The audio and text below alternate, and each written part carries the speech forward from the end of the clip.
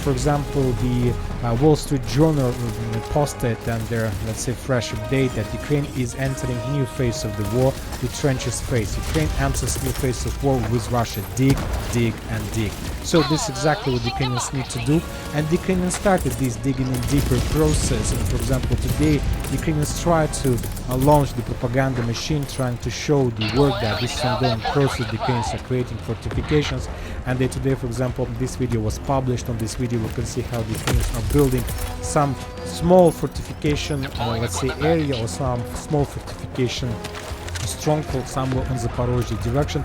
And there are a few important notes that you need to understand about this defense belt. According to Ukrainian sources, this defense belt the Ukrainians are building behind Orechov, not in front of Orechov, not between Zaporozhye and Verbovo, not between Robotyne and Verbovo, not between the fields they captured during the Ukraine's greatest counter-offensive operation when they lost more than 90,000 soldiers.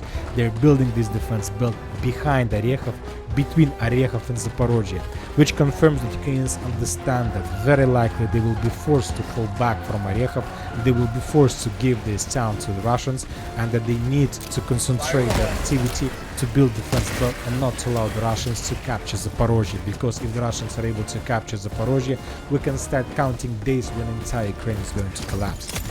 Furthermore, this is not the only area where the Ukrainians build the fortifications. Also, we have some updates from Sumy area.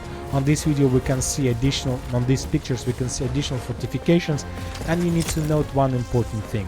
When talking about Zaporozhye, the Ukrainians were building fortifications with stone, with normal construction materials that can survive and to hold the pressure of FABs. But when talking about these fortifications, we understand they're just a regular FPV drone. FPV drone is able to reduce these fortifications to ruins.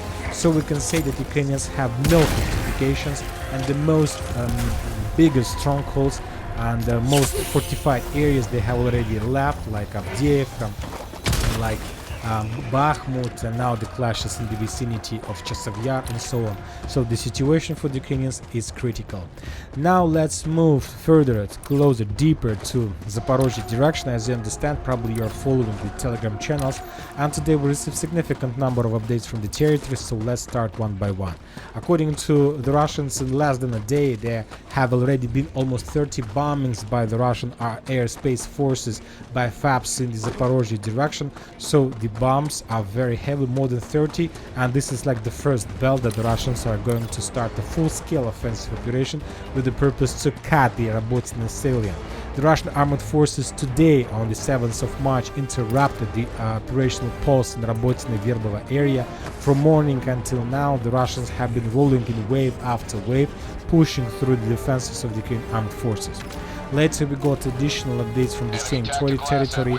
Northwest of Verbovo, Russians advanced 1 kilometer and brought back previously lost points under control. They're moving towards the Robotyne Verbovo connecting road. And we got another update that from the Ukrainian side. The Ukrainians confirmed that update. According to the speaker of the Tavria, Likhovoy, according to him, the Russian Federation has become more active in Orechov direction and is trying to cut off the Robotynsky Leshko or Robotyne artillery pocket. All those things that we just discussed were just telegram messages from Ukrainian authorities, from Russian authorities, from very reliable sources, but without any proofs or changes on the ground. But when talking about some geolocations, there were one geolocation, and I would like to discuss with you this geolocation. On this video we can see the Russian soldiers, the Russian stormtroopers were attacking Ukraine's positions in a very close distance. 3 Russian soldiers were assaulting Ukrainian positions somewhere in the field of Verbovo. We see that 2 soldiers of Russian armed forces attacked the territory with rifles, and the third one was attacking the territory with grenade launcher. He launched 2 grenades, and then there was a very heavy explosion. After that the point was suppressed and the Russians managed to establish control or just to clear the territory, but later the Russians fell back from the territory. And the most important is this video. On this video, for example, we can see how the Russians were running from that positions, and this is the continue at the ends of the previous video. First the Russians stormed the area, and after that they were using a very small and very mobile quad, just a regular quad and nothing more. 3 soldiers were on board of the quads, and very fast, very flexible and very mobile they were running away under the Ukrainian fire. And this is a very important video because this is the new tactics the Russians are using. They are using just a light vehicle, let's say light cavalry, light infantry, with the purpose to clear the area, to capture additional trenches. No armored vehicles, no tanks, just light quad with the soldiers on board. They are doing very fast attacks after the FPV drones clear the area. Then the infantry comes, clear the area completely, and then run away.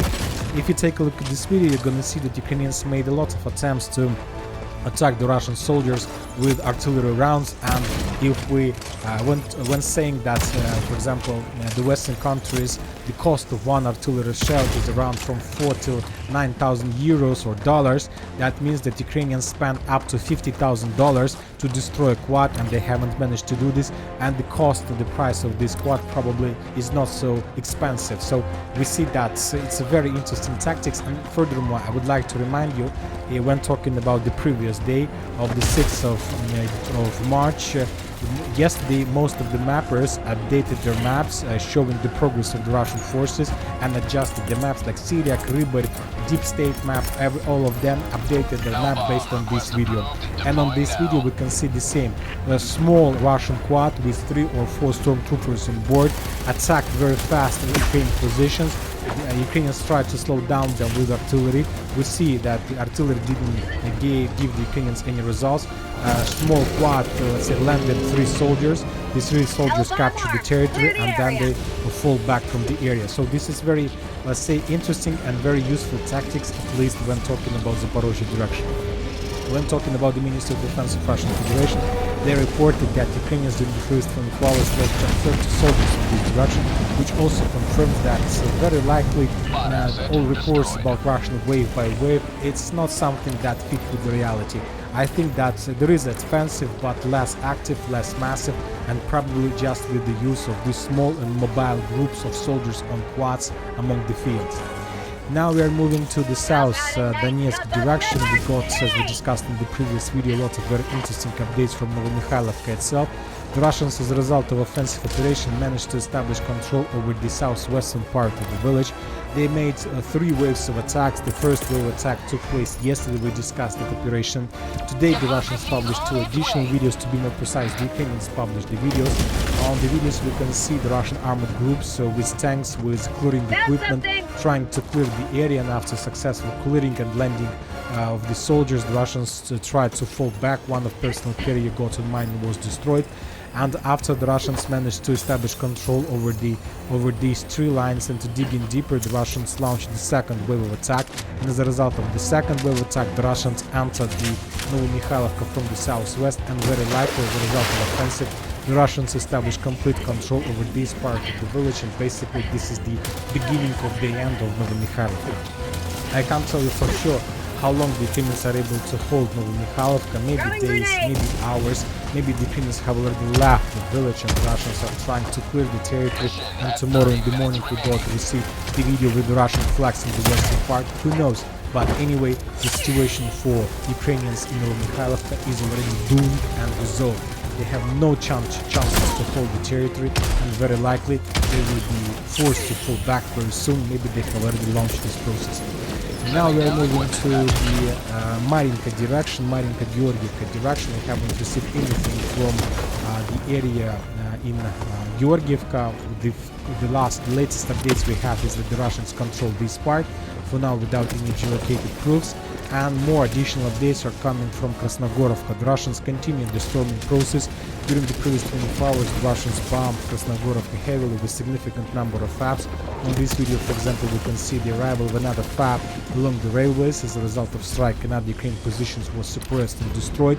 Furthermore, the Russians managed to discover additional Ukrainian FPV drone positions, and the Russians managed to discover the command center in this area, and as a result of anti-tank missiles, those positions were destroyed. Furthermore, the Russians managed to discover in the ruins of high-rise building an additional Ukrainian anti-tank position, and as a result of a strike against this anti-tank position, another point of pressure from the Ukrainian side was destroyed.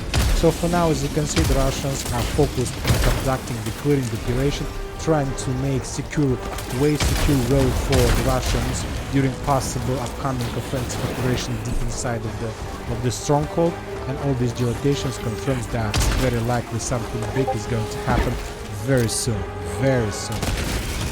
Furthermore, some Russian military experts are saying and making their own projections about the further Russian plans. And according to very reliable, very smart military experts, we have reported that the main target and the main goal of the Russians is to establish control not over Очередная or the western part of Avdiivka. The main city, the main area for the Russians is this territory between the water reservoirs Kushnya, Kalinova, and Karlovka, Snitailova. So this area, and from this, let's say, bridgehead, from this foothold, the Russians are planning to attack Kurakhova. From the north, the Russians are planning to move to Slidovo, and from Slidovo to Pokrovsk. And from the same area, the Russians are planning to encircle the Ukrainians and progress in Очередная. So this is the main Russian target. But to do this, the Russians still have a lot of job to do with Первомайска, Михайлова, Nivoyska, and of course Krasnogorov. But the Russians are in the process, and we'll see what is going to be next. When talking about Avdiivka, we see that most of geolocations confirms that the Russians made a decision to start operational pause. It doesn't mean that the Russians are exhausted or something like this. It means that the Russians during the previous phase of the Avdiivka offensive operation managed to achieve the main goals they had before the beginning of the operation. Currently, from this direction, from this defense belt, we received just videos of few types, mainly of multi-launch rocket systems attacks against the Ukrainian positions in the village by the name of Toninka, and the village, the same story in the village by the name of Berdichi. Just multi-launch rocket bombings during the night period of time, not even during the daylight, and that's it. No attempts to attack, no attempts to force the Ukrainians to fall back, and so on. Once again, the Russians managed to achieve the main goal, to capture Avdiivka and to force the Ukrainians to move their artillery forces as far as possible from this line. And first of all, this situation gave the Russians complete reduce of any bombings, artillery bombings of Donetsk, and casualties among civilians. And this is very important, of course. And the second thing the Russians managed to achieve is to restore Yasinovata. Yasinovata is a railway station between Donetsk, Gorlovka, and, let's say, main Russia. And this area used to be one of the most important logistic hubs before the special military operation, before the 2014. As you can see, Yasinovata connected Avdiivka, Donetsk, Gorlovka, and Debaltsevo, different logistical railways hubs, and now the Russians start using this area with the trains, and the first trains start moving through the territory. It will reduce the Russian logistic expenses, logistic losses. It will improve the Russian flexibility and make them more mobile. They will be able to send forces from Mariupol to Kupiansk within a day without any problems and without long and very difficult logistic roads and so on. So the Russians obviously managed to improve their logistics by involving Yasinovata and its railways into the common network of Russian logistics. Very important achievement that allowed the Ukrainians, allowed the Russians to complete regrouping and to renew offensive further to Pokrovsk. Now we're moving to Bakhmut-Artyomov's direction. Important updates are coming from Zelenopolye. The Ukrainians continue attacking the Russians with FPV drones and massive attacks where during the previous 24 hours lots of armored vehicles and bandit vehicles were damaged and destroyed by the Ukrainians. The Ukrainians were attacking also the trenches of the concentration of forces, and this is a very big pain for the Russians, because if we increase the numbers of days, let's say since the beginning of February, we're gonna see the entire picture. We see the concentration of Ukrainian FPV drone fire. So they can just use FPV drones, they don't have artillery forces for these purposes, and so that's why the Russians during the previous 24 hours were mainly concentrated on this area. For example, on this video we can see how the Russians managed to discover another Ukrainian FPV drone position, and it basically suppressed the area with aviation cluster round bomb RBK 500. The area was under very heavy attack from the Russian side, and the Russians managed to deal significant damage to the territory. Let's take a look once again. In this video we can see a small base of operators of FPV drones, and in a second the Russians start bombing the territory heavily with RBK 500. One explosion, the second explosion, the third explosion, and the drones are flying above the territory, the bombs, so that was obviously nightmare for the Ukrainians. During the previous 24 hours we haven't received anything from Ivanovska. The clashes and active phase of assault continues, but without any progress on the ground. Maybe the Russians also made a small operational pause before the final rush, before the final push, and before the final collapse of the Ukrainians. The Chasov Yar, when talking about this town, no changes. The Russians continue bombing this area heavily with FAPs, but without any changes on the ground. The main purpose of activity in the vicinity of Chasov Yar is to force the Ukrainians to pin them down and not to allow them to counter-attack the Russians in Ivanovska, not to allow them to regroup and to attack. So the main purpose just to freeze them and not to allow them to raise their heads. And to understand the situation in Chasov Yar, of course, it's better to increase the numbers of updates, let's say, since the beginning of March, just for 7 days of the month, and we're gonna see the full picture and the full configuration of Russian focus. Significant number of explosions, FAB attacks, total and tower strikes, FPV drone strikes. Every single square meter was under Russian very heavy fire, so that's why no chances for the Ukrainians to conduct any successful counterattack to slow down the Russians. Now we are moving further to Belogorovka direction. We got additional reports from the village. The Russians continue offensive operation inside of the village, and according to some sources, the clashes currently are taking place inside of the village. And of course, it's not a surprise for us, because if you remember, just yesterday we were talking about the clashes between Russians and Ukrainians on the, let's say, base of this landfill. And if you remember, we discussed the video, and I told you that the Ukrainians, some Ukrainians in this area, after very heavy pressure from the Russian side, decided to abandon their positions and just start running away from the area. You remember the soldier who was running the most, he was the fastest one. Now, as you can see, the Ukrainians under the fire, he dropped his gun, his rifle, and started running away just for his life. And they made a conclusion that very likely after the Ukrainians left their positions, these positions would be captured by the Russians. And today we start receiving reports about the clashes inside of the village. So probably all these things are connected between each other. When talking about Terny, the southern Kupiansk direction, we haven't received anything from the area. The same story, we haven't received anything from the northern Kupiansk direction. The only information we have is that the Ukrainians restored once again the bridge over Oskol River, and now they start, let's say, supporting their forces once again. But as soon as the bridge was restored and discovered by the Russians, obviously within the next few days we need to expect another attack from the Russian side with the purpose to collapse the logistic once again. When talking about the line of combat contact, just some activity in the vicinity of Kislovka-Kotlarovka, both sides counterattacks without any changes on the ground, but the most important updates are coming from the western Kupiansk direction. According to information we have, somewhere at 6 p.m. of the local time, we received the first update that Ukrainians announced the total evacuation from the area. 55 settlements are to evacuate. Later we got update and confirmation from the head of Ukrainian military administration. He confirmed that 55 settlements should be evacuated immediately, and obviously they will be populated by the Ukrainian forces. So the Ukrainians understand that the Russian attack is going to start, let's say, maybe not today or tomorrow, but within the next few days. And we understand and we have no doubts about the situation, because, for example, on this video we can see how the Russians managed to discover another Ukrainian position somewhere along the borderlands, and the Russians attacked the territory also with a cluster aviation bomb, RBK 500. And I'll remind you that the last time the Russians were using these RBK 500 so massive was before the fall of Avdiivka, against the positions of 53rd Mechanized Brigade. And the same story in to the north of Kharkiv, in the area of Gravskaya. The Russians discovered another Ukrainian artillery position with some support machining. As a result of strike, that machine was also destroyed. The Ukrainians tried to keep the reconnaissance and sabotage groups along the line of combat contact along the border, let's say to have some like alarm and some security. If something happens, the first forces will announce to the mainland, and the Ukrainians will have time to prepare for the upcoming offensive. So obviously the Russians will clear the area in the very near future, and then they're going to start full-scale ground offensive on Kharkiv, obviously, to be. Furthermore, we got additional reports and updates about the mobilization, as we discussed in the previous videos. Today we got additional video.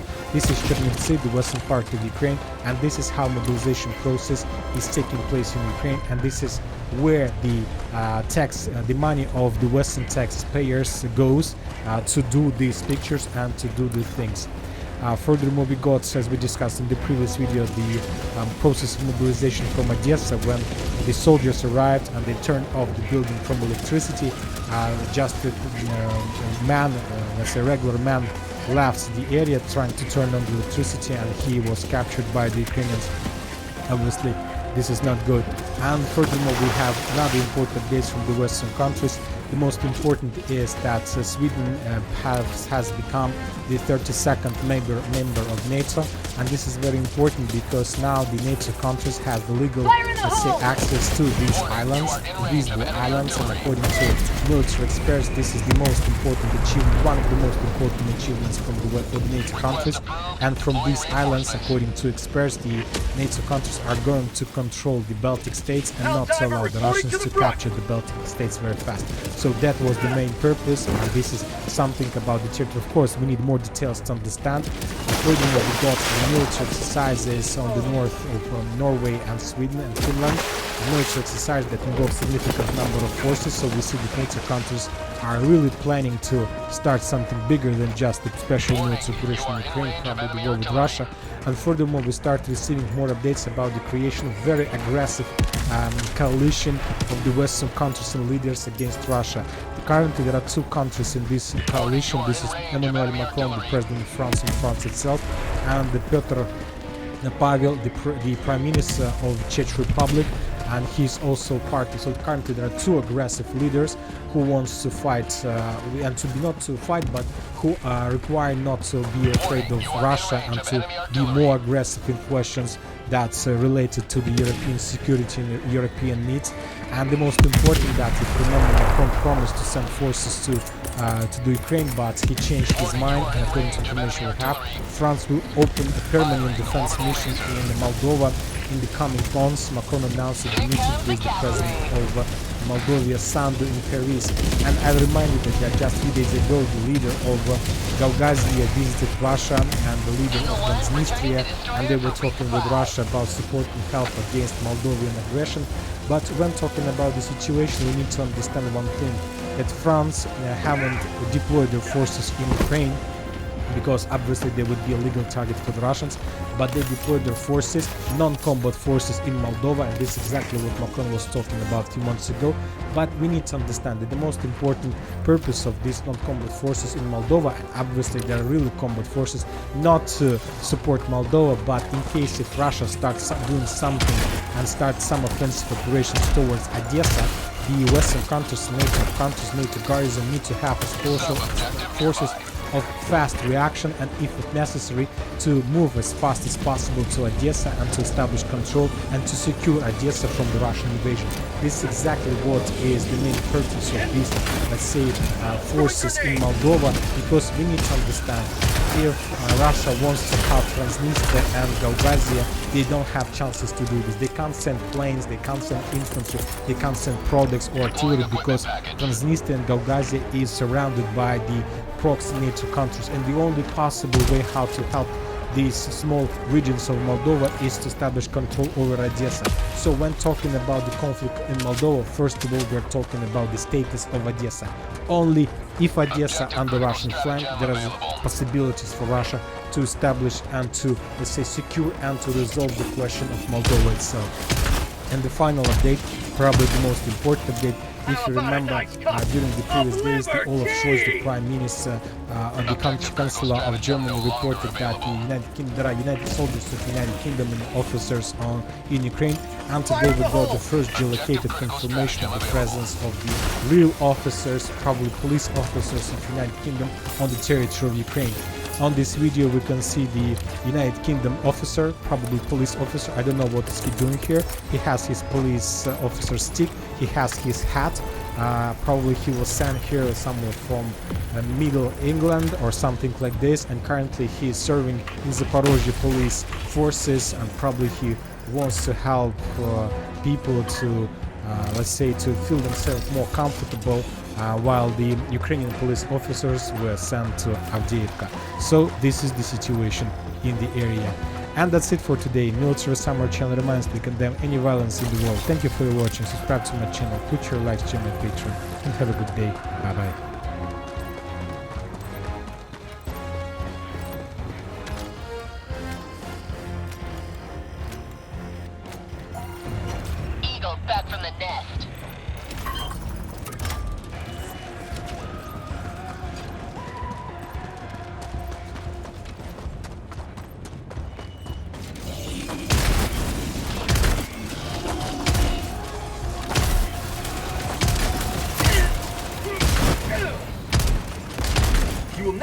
destroy our way of life!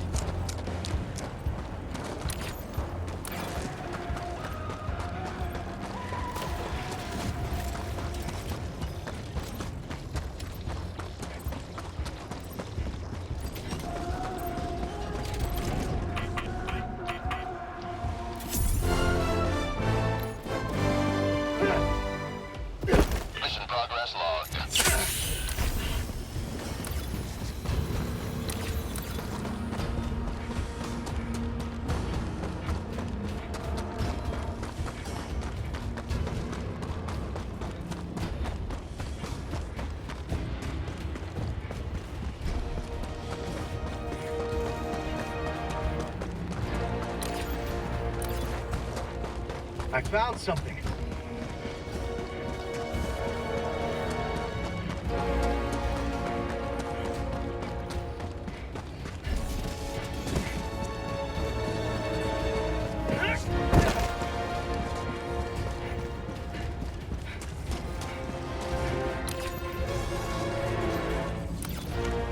You will never destroy our way of life!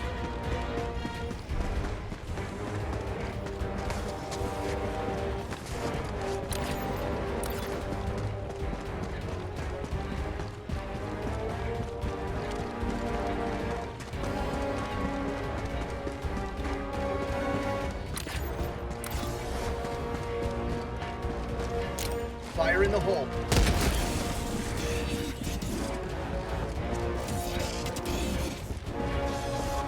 Found something!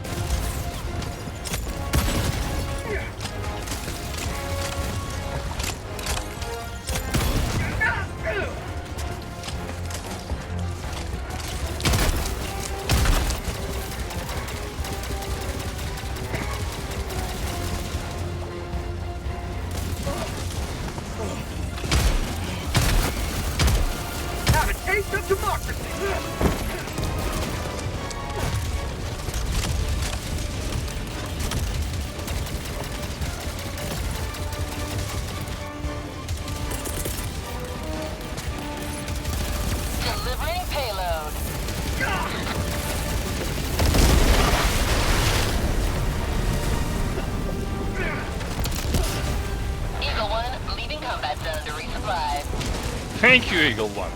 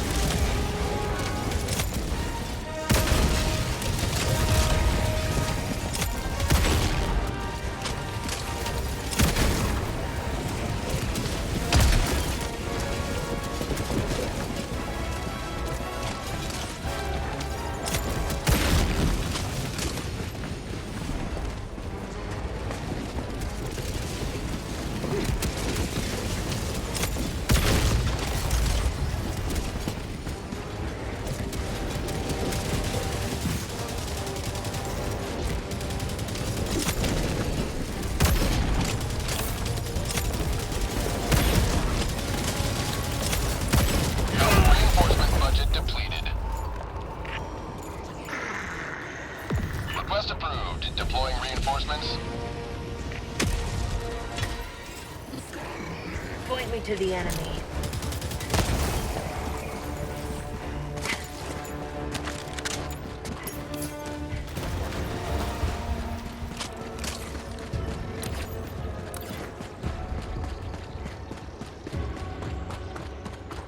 Found something.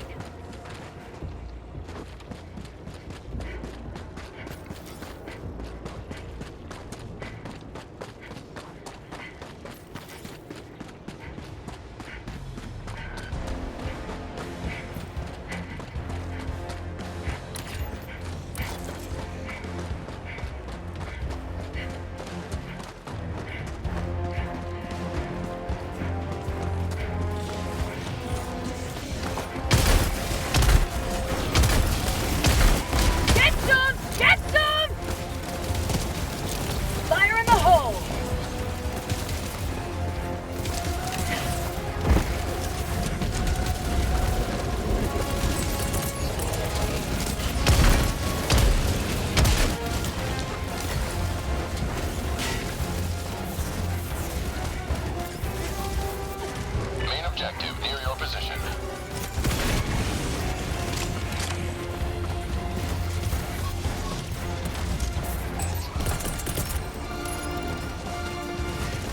Deploying equipment package.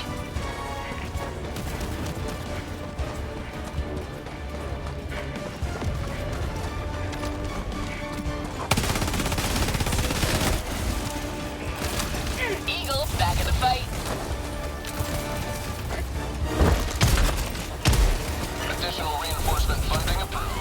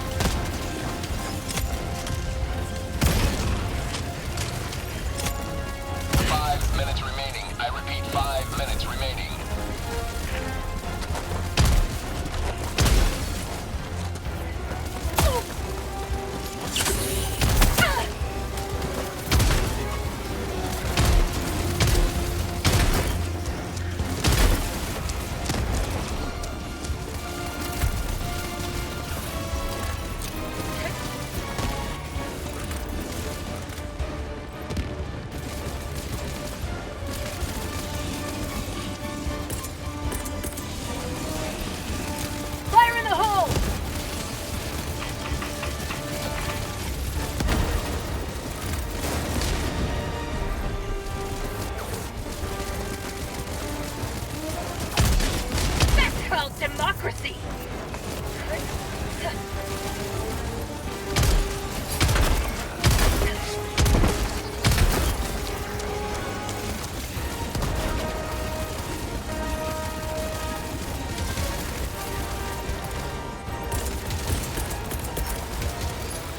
Firing orbital laser. Administering freedom.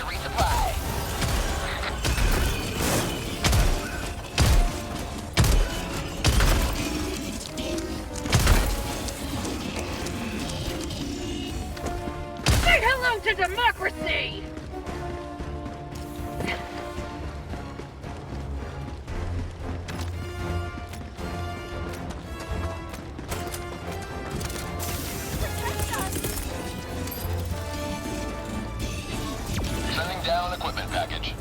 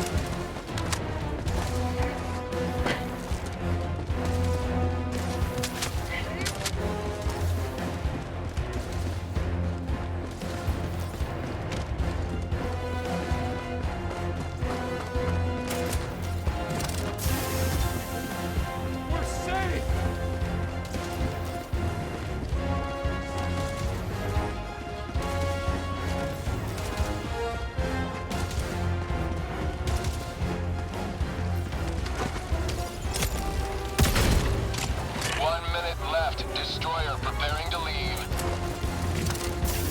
Really, them?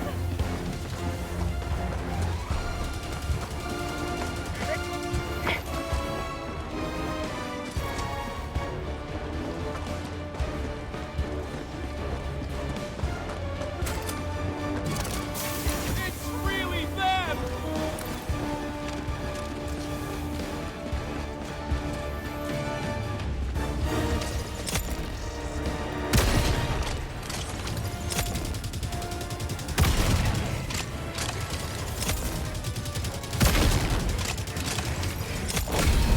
Freedom marches onward.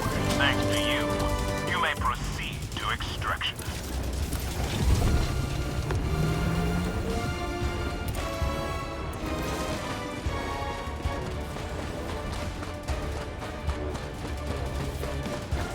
Super Destroyer leaving low orbit. Pelican 1 will Emergency re-attempt to take shuttle up that deployed. extraction zone.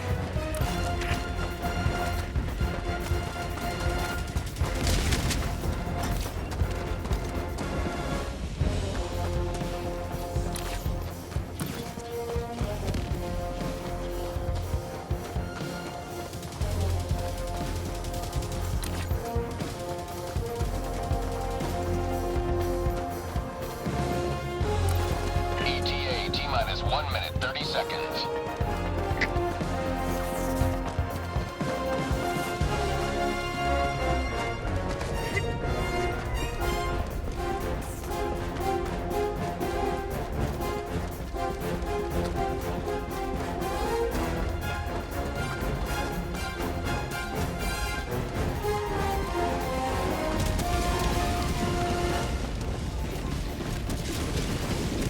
ETA T-minus 1 minute.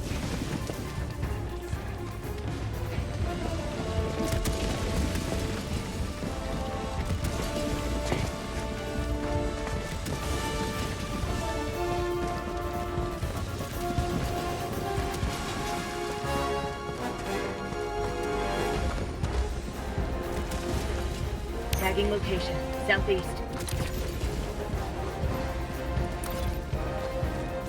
ETA T-minus 30 seconds.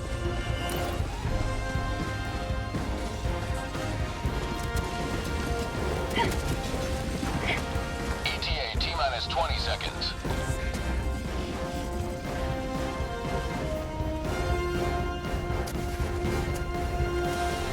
ETA T-minus 10 seconds.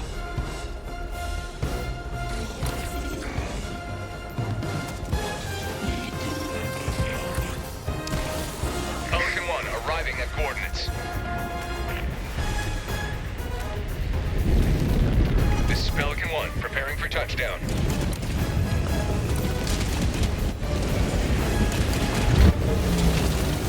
Countdown initiated. Stand by for takeoff. Extraction complete. Pelican 1 beginning ascent.